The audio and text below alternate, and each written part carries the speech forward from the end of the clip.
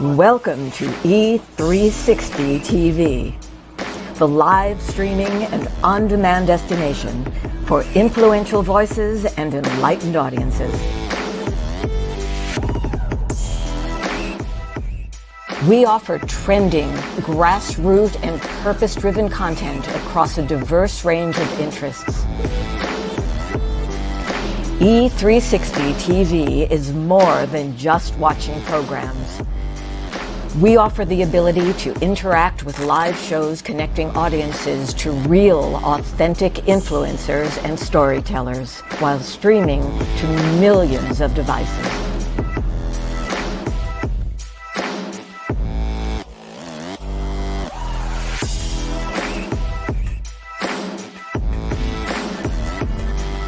Real experiences. Raw conversations. One destination for it all.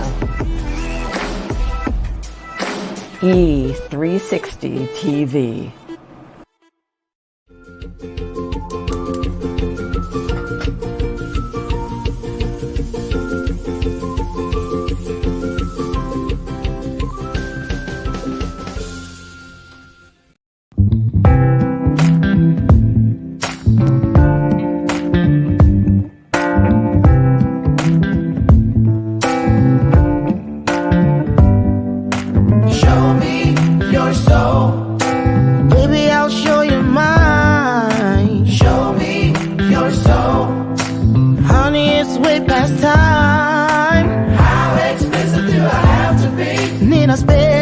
Before you get it, baby, show me your soul.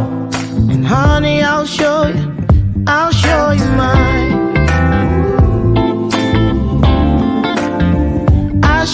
mine.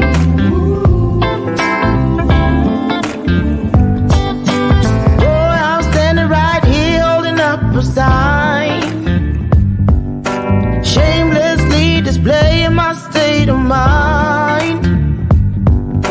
You walk right past me, pretending like you don't see what's yours for the taking tonight.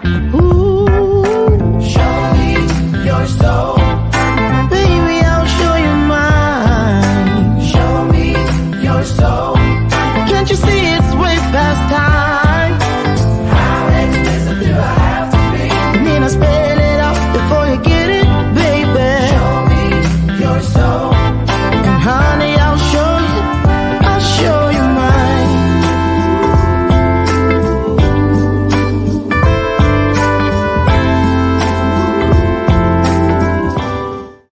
Well, good morning to you. Hey everybody, welcome to today's installment of Bathrobe Moments. I'm your host, Laura Michaels Harris, and it is Hump Day, Wednesday, the 19th day of May. We're working our way through this week. How are things in your neck of the woods? I tell you all the time, and I mean it, especially today. I don't think I'd rather be anywhere in the world, wait for it, except Fiji, than here with you guys right now. And I mean that. Well, let me see. I'm trying to think of what I want to talk about before I get my guest in here. Really, not much to talk about. The news. Right. Okay. You know, it's a sad state of affairs when for 2 days, the highlight of the news is Ariana Grande's marriage. I'm like, for real? Come on now. But there's a lot going on, you know. The COVID thing is doing its thing, and it's just so refreshing. Okay, that's what I'll talk about. It's so refreshing. How do you feel about it? This, you know, being able to remove the mask in certain places. And I stopped at the gas station on the way from the health club this morning, and the guy was they still have the glass thing or the plastic thing hanging, but he didn't have his mask on. And I realized I wouldn't have recognized him. And I go in there almost every day, right? But I started going there during COVID, so I'd never seen everything below. So we were commenting on that and joking about how nice it was to actually see a person's complete face now, right? That really was something difficult for me. I don't know about you on the front end of the pandemic. I missed seeing people smile. I missed them being able to see me smile at them, that secret language, that body language, that we can say so much. But I've learned how to now, because of the mask, express myself from the nose up, if you will, and still let people know that I see them and I acknowledge them. And in my own special way, I am celebrating them. What have you learned about yourself and how to communicate better during COVID? I would like to know. I really would like to know. I love this kind of stuff. So drop it in the comments, right? That's the bell of purpose. It means that it is an opportunity door. It means that someone has said something, posted something in the chat. I may have popped it on the screen. Our guest, they're full of nuggets. That's why they're here. Whatever it is, it means that there's something to fill your soul with. All right, out there in the middle of the road. Back the car up, take a look at it. You might want to take it with you. It could prove helpful down the road a piece. So that's the bell of purpose. And also at this point of game, and I'm using game because we have a gamester here today. Not gangster. He gave that up. I'm just kidding. He never was in it. I don't think. We'll talk about it. Could have been. Where he grew up, he could have been, absolutely, but he made great choices. Wally Green is here today, and he is a favorite of my associate here, my sidekick, my version of Ed McMahon. This is Lucy McGillicuddy Ricardo, and today we're just drinking on good old-fashioned Starbucks breakfast blend. You know you guys know that going into Starbucks, you got to learn the language first, right? They speak an entire language of their own up in there. I stand in line, and all I want is a little regular size black coffee, and I have to listen to 20 different descriptions of something from the person in front of me. I can't even do it. It's just too many words, too many things. Are you a Starbucks person? What is it about Starbucks that makes people so loyal? The line at the Starbucks drive-thru, no matter what time of day it is around the corner. What are they putting in that stuff? 5G. I'm kidding. Conspiracy theorist. So anyway, here we are today. Some things are going on. Gonna speak this. See, it's really Friday for me, but it's Saturday in Australia. Speaking at the Global Achievers Conference this Friday for me. I'll let you guys know. Keep your eye on my page. I think I'm speaking like at 10 o'clock Central Time, which is 5 or 6 o'clock there, and then the next day. It's very confusing. So I'm doing that, and then I have another thing on Saturday that I'll also put on my page with the film industry and television people, presenting with some great people. John Duffy will be speaking at that. You've seen him. He's been here before, movie producer and director. So watch my page for all the deets, if you would. Hey, there you go. So Wally Green. Why did I bring Wally Green back here? I'm going to tell you why. One of the first things my birth mother shared with me in the first 10 minutes of us meeting after being separated for 32 straight years, she looked at me and she said, well, just looking at you, I can tell you are just like your older brother, Charles. You look exactly like him. You sound exactly like him. And he's a silver-tongued fox. And I was like, oh, why, thank you. I haven't been called a fox since the 70s, right? Anyway, I'm kidding. Never was called one. Anyway, and she said, but let me just tell you something. I know we just reconnected and all this, but I'm too old of a cat to be licked by a kitten. And I'm like, what's that mean? I was thinking it. I didn't dare say it. And she goes, because I never watch people's mouths. So you don't have to talk. I'm going to watch your feet. That's all I need to do. That's going to tell me everything about you. And I was like, okay. And I know what she means today, because that's what it was with Wally. That's why I called him back here. It was a great interview. I love talking to this kid. But I find myself going through his social media and following him, secretly stalking and trolling, I think they call it. A word after 50 you don't like to hear associated with oneself. So stalking is a lot better than trolling. And he just is a person who constantly, he just does it. You can just sense that he doesn't do it for anything other than, I'm just doing it. If something great comes from it, so be it. But he is of service, 150,000%. So I thought it'd be a good time to come back so we can all talk about how we're going to do better as far as being of service to others, to ourselves. We have to be of service to ourselves. But how do we find those things that are so impassioned within us that they feel like a movement. They feel like something you can't shake, you can't get from underneath. You just have to see it through. And Wally did that when he does it every day, but in particular, when he took it upon himself to embark on a one-man peace mission and traveled to North Korea. And we're going to talk about that today because it's more than just buying a plane ticket. It's more than setting up accommodations. It was leaving your cell phone at the border, all of your ID, going into a country that some people have disappeared in, many, where if something were to happen, who would have come for Wally? So I said, there's still a lot of him, a lot of what he has to offer that I want. So I'm gonna bring him back to the show so we can all get it. So with no more chit chat or anything like that, you guys, really today, let's really pour into each other. Let's really have this discussion, and let's start it off by bringing in one of my favorite people, Wally Green. Here he comes.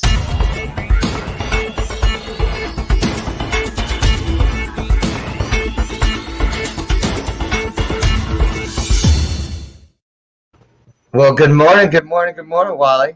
Hey, good morning. How are you? Good. How are you? I'm Should I great. whisper because the baby's still sleeping? No, glad to be here. Yeah, you want me to whisper? No. You say that now. What if he? How old is he? Your son? 20 months. Oh yeah, so he can get out the bed. Yeah. Okay, so we better get going because he might come in here and commandeer the mic at any point. He's your son, so I don't put anything past him. He can do it all. Wally, say hello to everybody. Tell them where you're at in the world and what's on your mind this morning. What's been on your spirit lately?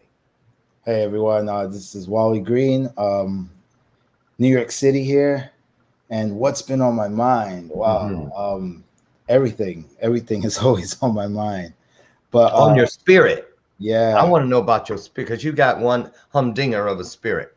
Yeah, I think one of the most important things that's been on my mind so far is the reopening of our business and the club. Yeah, and talk about that. I'd love that. I think it's so interesting. Yeah, so I co-founded a club which is called Spin New York.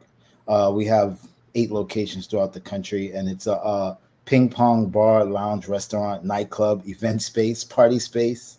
You have 8 locations, Wally? Yeah, there's 8 locations. I mean, you have 8 locations, cousin Wally? Yeah. Yes. Yeah.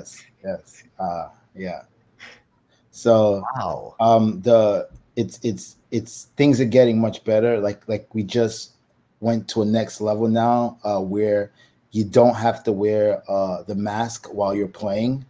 Before you had to wear the masks in the club while you're playing, but now the rule is changed now, so we can allow people to play without wearing the mask, but they still need to wear the mask as they walk around the venue. But playing with the mask is a huge step for us because it's really, I'm playing without the mask. Playing with the mask is really annoying. Your face sweats with the mask on. Yeah. And so that brings another level. And I'm pretty happy about that. You should be. Now, Wally, I think I read somewhere that the New York City Spin has 20-some courts. Well, actually, 15 to be exact. 15. Okay, 15. Who's counting? I was. So these spaces in New York City, it's astronomical to have a closet to live in, let alone a venue that big to play in. How did this all come together? And you have all these other, how old are you? 12? Secret, 15. 15. You look a lot young. What are you, in your 30? Yeah, 30s, yeah. That's what I thought, I remembered. And you look like you're 18. Yeah. But even at 30, Wally, that's a pretty huge accomplishment. And I want you to talk about that because of where you, tell everybody about your beginnings. And then bring us up to current if you could. I'm gonna step out and let you just run with it. Well, I'm not exactly 30. I'm in my 30s. Okay, 30-ish. But we can say 30 though. That's fine. I'll take it. Right. And you know what's really interesting? I'm 58. I'll be 59 on the 4th of July, but I'm already looking for, I'm saying, hurry up and get to my birthday so I can say that I'm I'm headed into my 60s. It's because, you know, like if seriously, this is where it comes together, where if you really try to take care of yourself, once you hit that number that a lot of people are like, oh Lord, I'm 60. Yeah. I'm like, woo, woo. You know, I want to be like that guy you were telling me about in the green room. That's 77, I think you said. 71. 71 with the mind of a 18-year-old. 18-year-old, just very nimble. And see, Yes. that's how I want to be. I want to grow up to be him. I do. But let's talk about you. Why don't you go back, tell everybody where it all started, what it was like through that lens of the boy child, Wally Green, and when was it that you first remember starting to dream outside of your immediate borders? So I grew up in Brooklyn, New York. I grew up with a house of domestic violence. My mom and my dad divorced when I was really, really young because I don't have a memory or any picture in my mind of my mom and dad together. She remarried, and the person she remarried was an abuser. So my mom used to get beat up a lot, and I grew up with that. I grew up with a lot of hatred in my life. And that led me to turn to gangs at a young age. So at 13, I was already in a gang at 13. I've already had guns at 13. I was doing really crazy stuff, man. And my life really didn't change until about the age of 18. And that was the first time my life changed because someone offered to pay for me to go to Germany to learn ping pong. And that was the first time that my life that I was able to think outside of the box. Were you suspicious?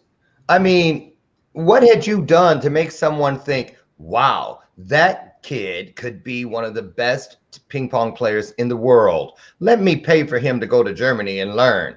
What were you thinking? But you know what? I think the main reason why he did this, I mean, I skipped a lot of the story, but the main reason why he did this was because he knew that if he didn't do this for me, I would probably be wind up dead or in jail. Because he, you know, we've had conversations so the way I first met this guy is he came up to me in a club where nobody would play with me, and he said, "Hey, I'll pay you $20 if you hit with me." So I was like, $20. Whoa, okay, that's a hustle. So Run that. Yeah, this was really random. And we spoke about my life, and I always was honest about, you know, my real family, which was my gang. So I always spoke about that. And he never believed it. For him, it was like TV. Till one day I went to the club and a gun fell out of my bag and he saw it. Oh. So he invited me to he wanted to invite me to his house, right? And which was weird because, you know, after seeing a gun fall out of my bag, I thought I would lose my $20. But he did call me back and say, "Hey, look, I still want to play and invite you to my house." So I went to his house to meet his family, and I think he was trying to show me what you know, the sense of what a real family was like, right? Because he never talked about that gun. He never mentioned it ever. He just saw you it. saw his eyes cut over when it fell out. You know he saw it. Oh yeah, Then he probably looked at you. You looked at him. And I wasn't trying to stay around to find out what he thought. So I was like, I'm out of here. And I picked up and left. But he never talked about it ever. He never mentioned it. And so when he invited me to his house, you know, I played with his family. He had a ping pong table there. And he told me, he says, "Hey, I really want to help you. I have a connection in Germany, and I want to pay for you to go to Germany to learn ping pong." And I was like, "What?" And he was like, "Yeah." And I was like, "Oh, okay, right." Wow. So yeah, and then that was the first start. I mean, of course, I thought it was kind of weird. Like, why does this dude want to pay for me to go to Germany? You know, but I was really interested in the sport at that particular moment, and I knew that I would get to go to a different country. You know, I get to leave my circle. I get to leave my country. You know, and yeah, I mean, so I took the opportunity. Now talk about this, because here you are, an inner city African-American kid. A lot of them don't even have ID. I just had a nephew that was over here 2 weeks ago when we had a family thing. And it's actually the second time I've met him. The first time was years and years ago. He was little. And then the last time we had a big family thing like that, he was locked up in a juvie thing, right? So he was out here, and I was, he walked in like a little thug, and I was like, oh yeah, you think you're tough? So I'm like going up and smelling him and stuff. I'm like, what are you sniffing for? I said, fear, right? So anyway, I was like taking him back out on the yard back in the day. Yeah. So we were out on the deck, and he pulls out a wad of money because he goes to school and they pay him to go to school. But he pulled out all these 20s, and I'm like, let me see your ID. And he didn't have any ID. And I was trying to explain to him, you do not want to be carrying $300, $400, $500 in 20s with no ID, looking like you look, because he looks like he's 14, but he's 16. And, all puffed up and, buffed and all that. And I said, dude, And so tell us about what it was like for you. First of all, why in the world were you, okay, when we grab our phones, we grab our keys, our wallets, what have you. And that's just a part of our routine to go wherever we're headed. But you would grab a gun just like it was a phone and what is that? Why were you doing that? Was it because you felt like your life was in danger constantly? What if something goes down? And also last part of that question is, had you never heard the term that, if you are looking for trouble, you'll find it, that sort of thing. Did you feel like you were going to really need that gun? And were you really ready and willing to use it? Yeah, I mean,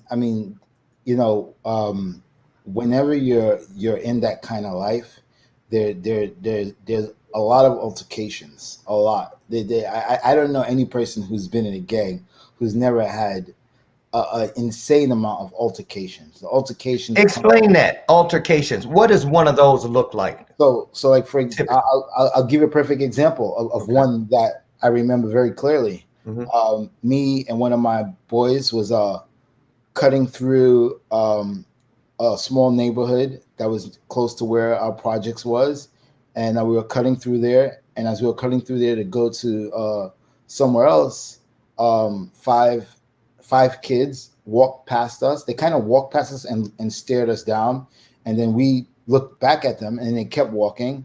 And they got maybe like, I want to say 400 or 500 feet, but I'm always alert. Like that's one thing that learn from that life. You always need to be alert because people can run up on you. You don't even know. So I look back and the kids stopped walking.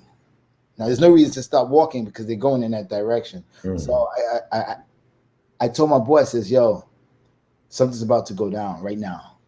Because I felt it, like you feel these things, you know, and of course the kids turned around, they started coming back towards us, and of course we weren't gonna walk away or we weren't gonna run away, because that's how you do get chased, Well, yeah. People don't realize it. Like 9 times out of 10, the people who run away are the ones who get chased, because now you just gave a reason why we should chase you because you're running. I mean, it sounds crazy, but I know what you're saying. Yeah. Right. And so, these kids came back up to us and we stood there and the kid was like, why are you looking at us? And we was like, well, you looking at us. So how would you? You wouldn't even see me looking at you if you weren't looking at me. Exactly. That's the whole point. But he wanted to take it to the next level. And I was like, yo, y'all just need to like really chill right now because, I told him that me and my boy, like, we can throw down whatever you want. And the kid pulled out a gun and put it to my face. Like literally put it to my face and was like, what you gonna do now? Right. So, at that point, there's a couple of things you can do. One, you can cry like a baby and say, please don't shoot. And you'll probably get shot anyway, because that's how you get shot. Actually, that's another thing people don't realize. When that kind of situation happens, you have to kind of stand your ground without, what's the word I want to use? Without, being intimidating without not really being intimidating, but without really adding too much fuel to the fire. If you don't, just enough. Yeah, just enough, because I think that's called command presence. Yes, command presence. In the military, command presence. Yes. If you don't stand your ground, you will probably get shot or beat up anyway. Right? So you need to know how to do that. And I wasn't really scared, man, because I didn't think he was going to really do it, right? Because a lot of people who do pull out, a lot of times they don't use it, and they just pull out just to scare you. And at that point, I was, I wasn't really taking a chance, but I was like, yo, just make sure, if you're pulling out, you're trying to use it. So what's up?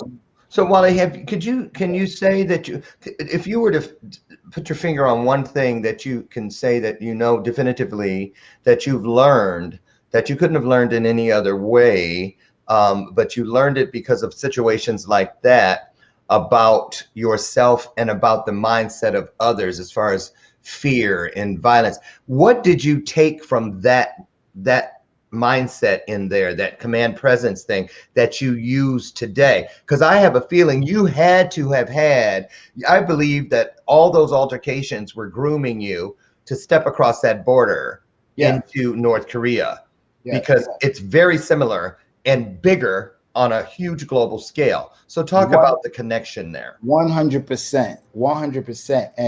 And what it taught me was to be able to get out of dangerous situations with my life. Like to be able to know when it's time for you to get big and when it's time for you to just like chill, but don't look like you're being a wuss or something. So it's, and I can tell you a situation where that transferred to in North Korea. There's a situation that happened where I was talking with my guide. So when you go to North Korea, every Westerner is given a guide. That person is like your babysitter. They watch you. They take you everywhere you need to go. You can't go anywhere without this person. You cannot leave that hotel room ever. If you leave that hotel room, you will be arrested. So when you're in North Korea, it's the equivalent of being in jail. That's exactly what it is. And someone will come and take you to where you need to go, bring you back, bring you wherever it is that you need to be at. And I was having a conversation with her that I set up on purpose because I wanted to see how brainwashed people were. So I said, hey, why do you guys hate Westerners so much? Because in North Korea, Westerners are considered the devil. Westerners, they're said that Westerners should be killed, especially Americans. So I asked her, and I said, now here's part of the tactics that I'm using. I said, the first thing I said was, why do you guys hate Westerners so much, but you really like me, right? Now, I don't know if they really like me or not. Nobody, I don't know that. A great place to start, though. Yeah, but I used that, you really like me, just to cut off any kind of idea that I'm trying to start something that can cause attention. Right? So that's the only reason I use you really like me, because I just met her, so I don't know if she really liked me. And then she says, because we don't want Western influence in our country. We want to have the pure Korean culture. And I said, okay, that's true. I can agree, Westerners, we mess things up. Now, I said that, of course, to diffuse any kind of situation, because right now it's getting it can get really dangerous from this point. So then I push a little farther. And this is the same thing with how when you're in a gang and you're kind of testing to see if this person's real or if this person's not real, right? So you're pushing. You can get into a dangerous situation, right? But you're just trying to figure out, is this person real or not? So I go deeper. I says, she says that they don't want any Western influence in their country. And so I started to say, well, you do know that your great leader has Western influence. So at that point right now, I'm in the danger zone. I'm in a very... Yes. Did you say our leader? No, yeah, no. Keep our leader's name out your mouth. You know what I'm saying? So that was a risky move. Yes, very, very. Actually, that start of that conversation is pretty dangerous. And I went further and I said, you do know that he has Western influence. And she said, that's not true. He has no Western influence. Everything he's done is through North Korea, by North Korea, blah, blah, blah, blah, blah, blah, blah, blah. And I said, that's just not true. I says, okay, what about basketball? right? I use basketball because the great leader loves basketball. And she said, oh, basketball was created by a great leader. Now, if you have any kind of brain, you would know that a person who's like in his 28 or 30s did not create the sport of basketball. He wasn't even born. Exactly. Right. And so I left that one alone because I wanted to go to a more deeper one. So I said, okay. I said, do you know your great leader studied outside of North Korea? So right now I'm in like the red zone, right? This Because is you're really, bringing in stuff that they may not have ever been told. exactly. And you know what that is? That's corrupting the citizens, is punishable by 15 years hard labor. Oh, Yeah. So it's this is the reason why you're not allowed to bring books, music, any outside things that they could possibly get hands on. You're not allowed to bring this in the country. So then the conversation, she goes, that's not true. And then sometimes when you're talking, you kind of forget what your whole point is, right? When you let your emotions run away with you, right? You kind of forget. So it's the same thing as if you were in a gang and somebody was beefing with you, and sometimes you let your emotions run away, and now you start saying, oh, what are you talking about? And then that's how you get shot, right? in our household and a lot of African American households, what you just described is known as your mouth writing a check that your ass can't cash. Yes, that's so good. yeah, exactly. So I started writing that check. Okay. And I started to get upset because I couldn't believe that this person was just clueless. And so I says, yes, you're a great leader. Do you know your great leader studied outside of North Korea? She said, no, it's not true. I said, I said, listen, the whole world knows it's true. He studied outside North Korea in Switzerland, right? And she goes, that's not true. And she said it very angry. And then immediately she said that, I was like, oh, man, you know what? I'm so stupid. Oh, my God. It's the Cuban president. Oh, I'm so stupid. You know, us stupid Americans, and got out of it real quick. I know that's right, because what you didn't know was a convoy of black vans or SUVs were already on the way to your grandmama's house. Yes, for real. So I quickly, excuse me. And here's the thing. If I never lived that gang life, I would have never known when to like get out.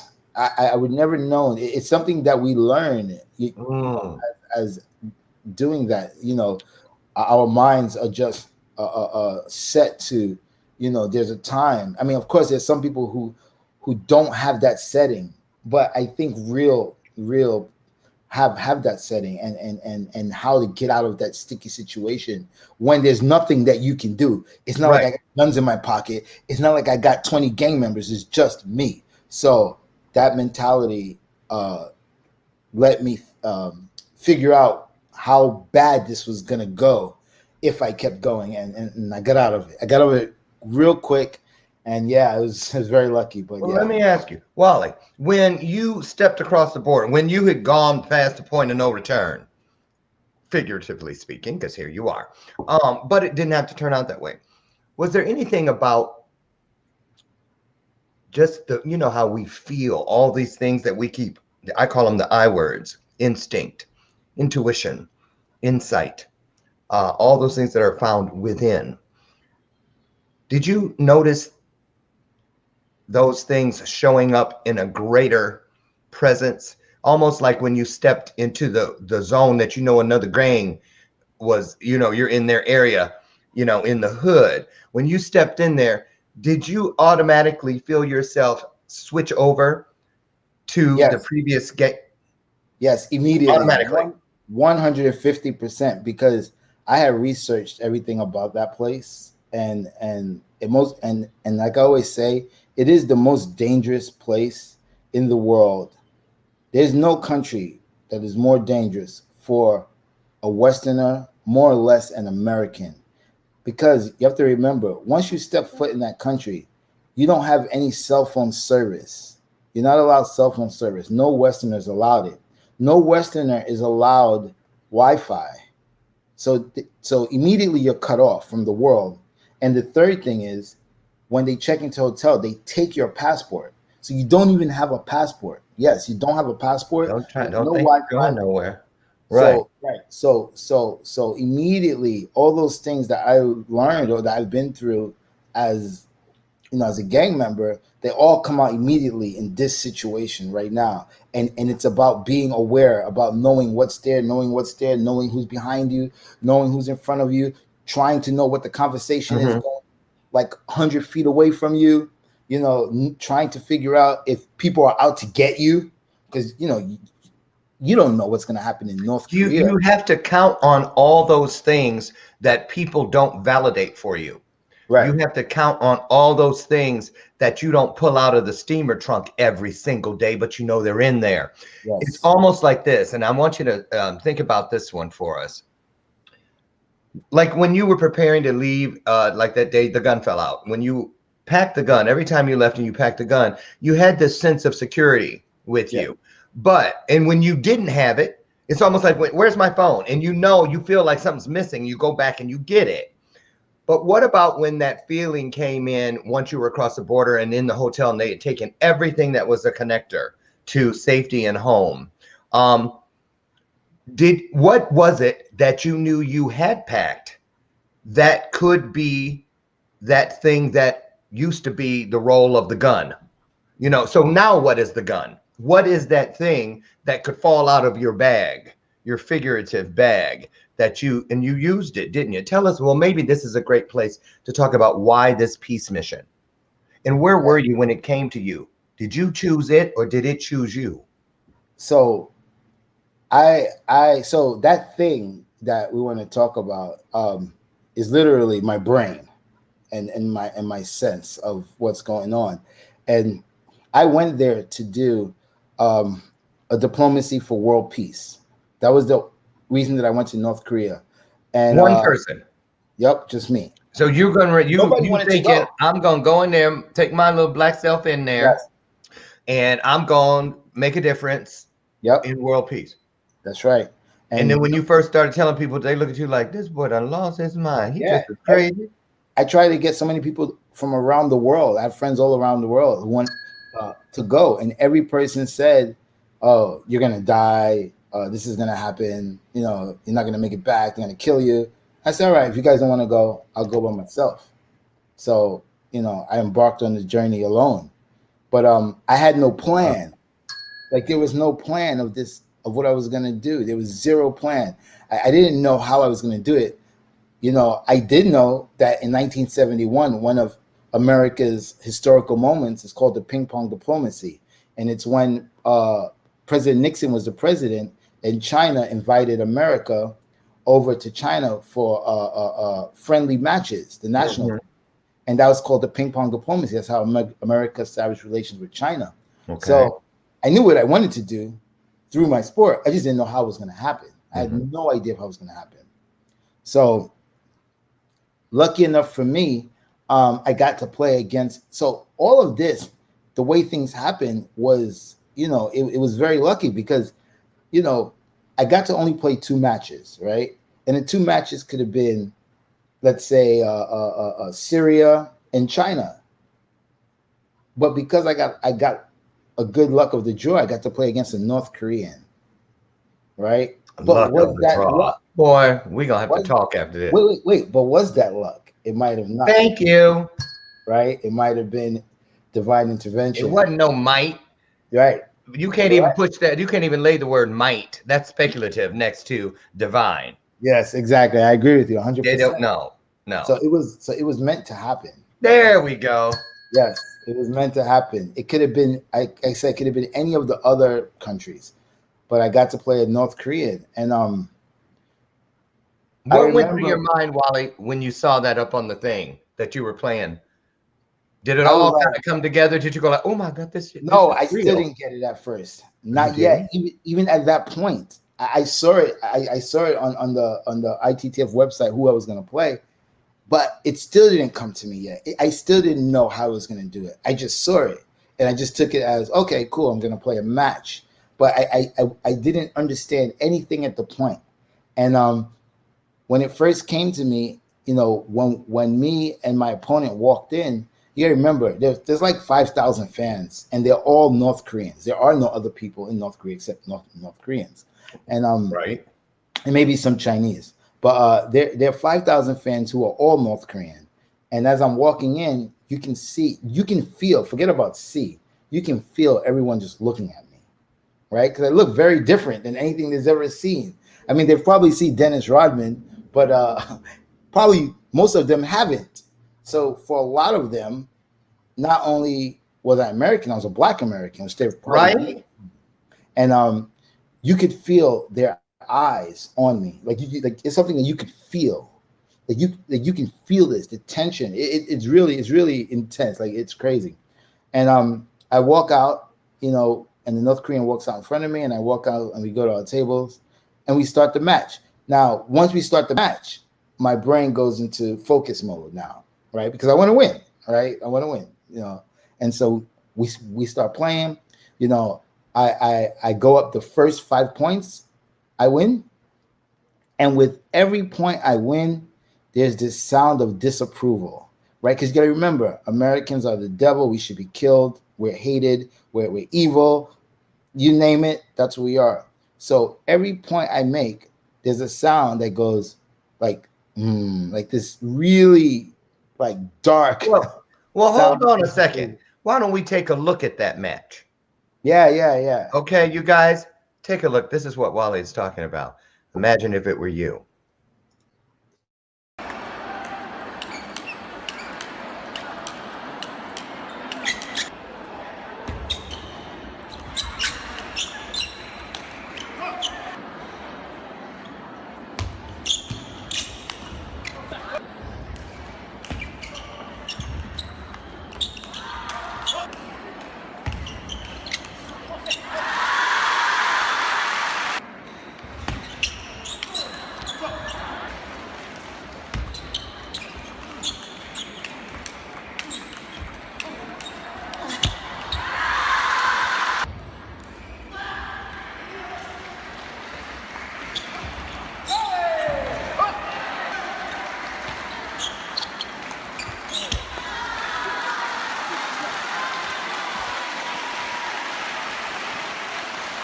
Hate will never make you a champion. My name is Wally Green, and I approve this message.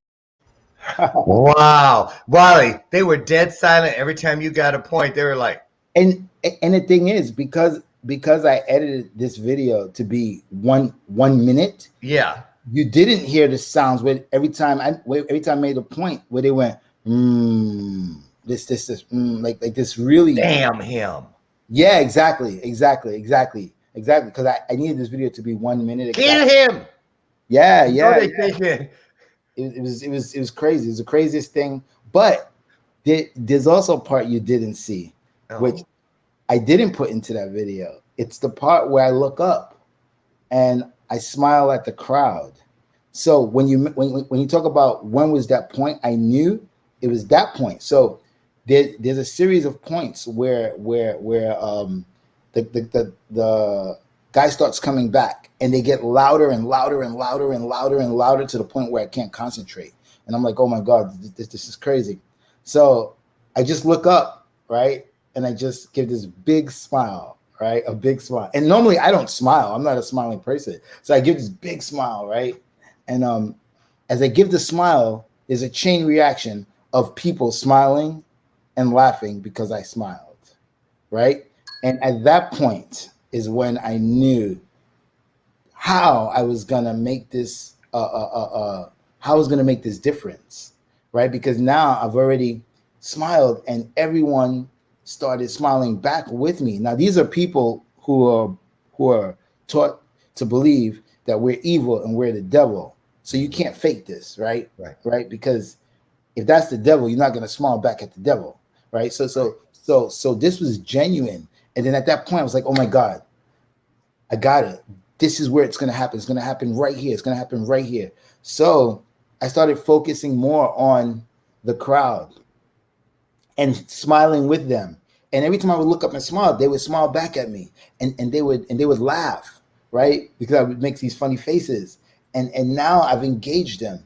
Mm-hmm. And as you can see at the end of that video, We have to shake hands. Mm-hmm. And if you slow that video down, you'll see in the beginning, he really doesn't want to shake my hand. Oh, you didn't have to slow it down. Yeah. I clocked it. His hand was out before you even got close enough. Exactly. To let you know, hold up. And, I almost said the N-word. He was like, and then you just moved in, grabbed. He didn't know what to do, but I even saw his other hand pet you like, I'm going to pay for that. Yeah. And then touched him. And then even more, if you notice, when I first went to grab him, his face was like, whoa, what's this? But then right after that, something happened. A smile came out of him. A smile came out of him right after that. And that you can't fake. You can never fake that. There's no way you can fake that, right? Because he can probably be killed for that. Smiling because an American hugged you? Whoa, what's that? So a smile came out of him. And that was the whole reason why I went to North Korea. Because I always say that you can't make people change right away. It doesn't happen overnight. But what you can do is plant the seed for change. And for the rest of his life, for the rest of that guy's life, and those 5,000 people, the rest of their lives, they're always going to remember this Black American dude with the crazy yellow hair and designs who came there and showed them nothing but love. They're never going to forget it. They're always going to remember it. So the next time that maybe their government says something like, yeah, Americans are bad, some of them can say, well, you know what? I do remember some years ago when this Black American guy came in and showed us love, things like that. And that's the seed that I planted. So mission was incredible, successful. Absolutely incredible. I believe you lived in that moment, something that many people spend an entire lifetime seeking and never find for a plethora of reasons. Now, I wanted to pop some pictures on the screen, and I want you to, so is it pretty safe to say, Wally, that moment that you just described, that what you saw, that I know there aren't even words created to genuinely or adequately share with us the fullness of the moment for you. But if you were to pick one moment out of your entire illustrious career thus far as that thing where you saw what is greater than you literally working a miracle right in the moment, is it safe to say it was that time right there? 100%. Okay. And the reason I say that is because I want people to see, because this is what everyone always points to and says, oh, look at Wally, or look at whomever, or look at so-and-so, these kinds of things. When they see you on a red carpet holding an award, which you do all the time. Yeah. all the time. Right. I was going to find a picture of Cisco on the red carpet and stick it up in there to see if I could fool you, but I didn't. I didn't have time. But when you compare the experiences, what's the difference about what's the greatest difference between a red carpet event or waving to thousands of fans or all of the things of the accolades? And you know how it is when you walk into your own clubs and that sort of thing, how people want to scramble to get to you. How do you use that experience to refocus people on what you feel is important? Because I know how that is. That's a constant thing we have to do. Is I tell the kids that come to my events, don't stargaze. But if that's all you know, go ahead and do it. But that's going in. When you come out, I don't want you to be a stargazer. Right. I want you to be the trailblazer we already know you are. So what is it how do you use that moment to help people find their own moments? Wow, I guess. Oh, wow. I think it comes from just being able to experience those moments and understand how and why they happened. Like for example, with the North Korea one, that was so deep experience. That experience was very different than walking on the red carpet and stuff like that. This was so I had a mission that I wanted to do, had no idea of how I was going to do it. It all came to play, and the feeling of that, it's it's so deep. It's soul. It's I can't explain it. It's just so if, deep. if I were to ask you to try to remember the one time in your entire life that you have felt the most alone in the world, where would you say you were when that happened? When you felt that? Probably there. Probably there. I mean, definitely there because I had no one there. There's no And one. if I were to say, if you were to try to remember that one place in your life, that one time in your life, that moment where you felt the greatest circle of love, or pouring in of love, genuine love, would that be the same place, the same Yeah, moment? yeah, I think so. That's what I thought too. Yes. Because, like I said, that stuff is can't be faked, right? Because if you genuinely hate someone or taught to hate someone, but yet now you're clapping for that person and cheering for that person, that's real. That's real. That's real. 100% genuine.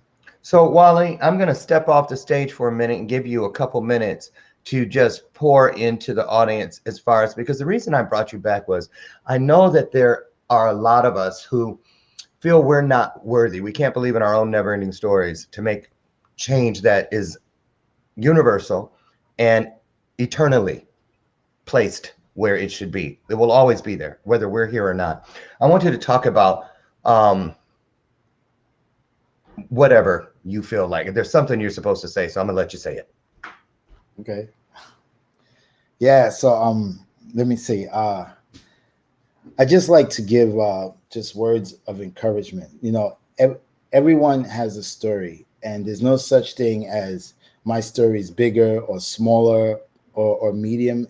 Everyone has a story, and people should tell their story. Like, you should definitely always try to tell your story, because you never know who your story might reach.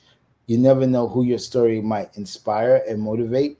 And if your story inspires and motivates just one person, that's a huge thing in its own. So, I mean, I would just love to leave people with that. You know, everyone has a story. You know, tell your story. Let your story be heard so that others can be inspired and motivated. That's priceless. So, Wally, what's next? What's next for, I mean, man, you got all these clubs, you got a new baby, you're in a young marriage, all these things. So, anything left, any stones left to turn as far as anything on the, anything on the assembly line about doing anything similar to this, or what's the next big move for Wally Green? Now, I mean, I'm trying, or should I say thinking about writing my book. I'm still doing my documentary about that trip. So I have a documentary that I've been working on forever. I'm just really lazy. So when it comes to that those kind of things, I do it as I feel it, you know, because it's not something that's my job. I'm not a film editor, right? But I do want to do this project alone. Like, I've had a lot of directors approach me saying that they would definitely take this project and do it, and some big directors, but I feel like this project is so personal that I need to do everything on it myself. Everything has to be done by me to preserve the continuity, the integrity of the experience. Yeah, I just want, I was there. I experienced it. No one else was with me. So I need to just work on it. So I do it little by little. So that you don't offer the world a version of the true story. Right. Because it's got to be the whole truth, nothing but the truth. So help you. Right. What you believe is greater than. So as we get close, we've got about 5 minutes. And I wanted to kind of switch over to the moment when, because I know this had to happen. It happens with all those. Well, every decision is a great decision because there are only two, the one we make and then the one we won't or don't. So when you had the concept of what is now history, and it is history, it'll be in books and be talked about and taught about. long after we're all gone. I know this to be true, and I'm sure you do as well. So when the idea was here, the fullness of the possibility was here, but then the Wally Green, the person, started that talk that always comes in where we because you have people saying, no, don't, I ain't going, you shouldn't go, you're gonna die, you ain't coming back. So you got that, which is usually trying to lead to us flicking the switch to turn on our own dictator to finish that process of talking us out of greatness. What would you say was the greatest thing you had at your disposal at the time that allowed you to stay focused and follow through, even if once you stepped over the border into North Korea, you went, what in the world have I done? But you were there now. So you were there now. What would you say it is that allowed you to not chicken out, to not turn back? So I'm gonna use this saying to describe this, and that saying is, what doesn't kill you make you stronger. Makes you stronger. And growing up with that gang life, and I was still here. There was no way I was going to be scared of being in North Korea, because I've been in the trenches. I've been in multiple life or death experiences, and I was able to survive, and I was able to get out. So I didn't feel that North Korea was going to do anything to me, because I've already been through it. And if it was going to happen, then it was meant to happen. So I'm a big believer on that kind of stuff. If it's going to happen, I believe like if someone jumps off a 5-story building, if it's not meant to happen, that person will not die. Will not die. Will not. If it's not meant to happen, 100%. So that's like Tucker Bearden's story. He jumped out of a 2-story building with a nylon ski rope, water skiing rope around his neck. And when he woke up with the burn marks and everything, the nylon rope had snapped. Now, what nylon rope snaps? Yeah, exactly. You see what I'm saying? Right. It's incredible. These are miracles. These are modern day miracles. Yes. So last thing, I know you remember, because we all do it, when you were in the airplane landing in North Korea and you look out and you see it down there, what went through your mind? And then take us over to when you're taking off, headed back home, looking down at the same place. What went through your mind and what had changed, if anything? So when I was landing, when we just landing to come in, I was like, wow, this is real. This is, because everything is kind of like what's the word I want to use? Like not fairy tale. It's kind of like it's like a dream. It's a dream. You know you're there, but it didn't hit you yet until you land. And now you land, now you're like, wow, I'm here for real. Like, this is real. It becomes reality now. And then as I'm taking off, going back, because now I have to go back to China, it's you leave with that sense of, wow, I really accomplished what I came here to do. And knowing that there could have been a chance that this trip would have been for nothing. Because let's say I didn't play against a North Korean, none of those experiences would have happened. Not one of them. Zero. That's right. And I would have went all the way to North Korea just to play 2 matches and go home with nothing. So, but that wasn't the plan. Yeah, exactly. That was not the plan. That was not the plan. And that's why I had you here today, Wally, because it is proof positive that there is no such thing as dreaming too far out. There's no such thing as something being too large, too much. That word will slay an assassin dream after dream after dream after dream, because TOO was not meant to be at the beginning or the middle. It was meant to come at the end, to be inclusive. Oh, you want to come too? Oh, here, there's enough of this. You can have some too. But when we move it, it's too scary. It's too hard. I'm too old. I'm too poor. The list goes on and on. And I just want to celebrate you again and again and again. Thank you. For doing something that I never want people to take for granted, ever. Because if just a fraction of us would do that thing that hasn't been done, We'll go that place that hasn't been traveled. We'll dream that dream that has not been seen.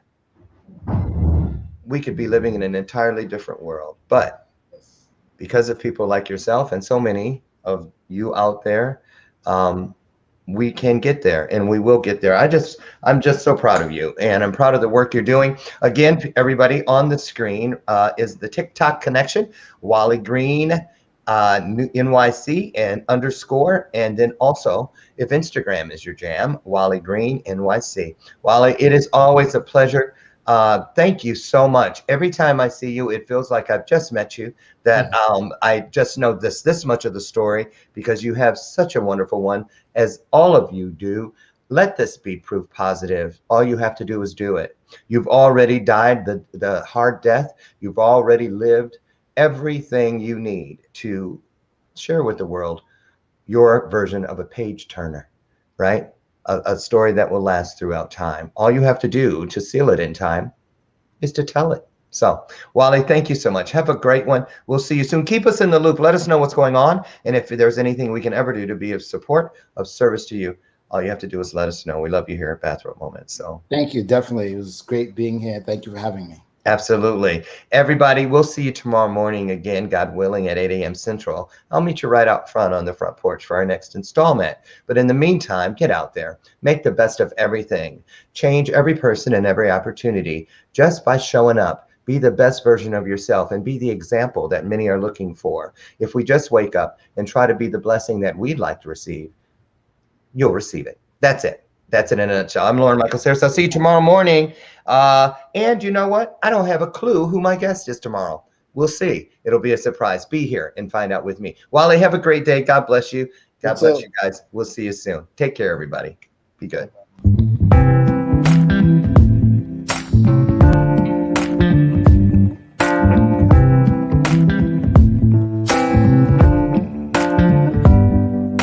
Show me your soul. Baby, I'll show you mine. Show me your soul. Honey, it's way past time. How expensive do I have to be? Need I spell it out before you get it, baby? Show me your soul. And honey, I'll show you mine. I'll show you mine.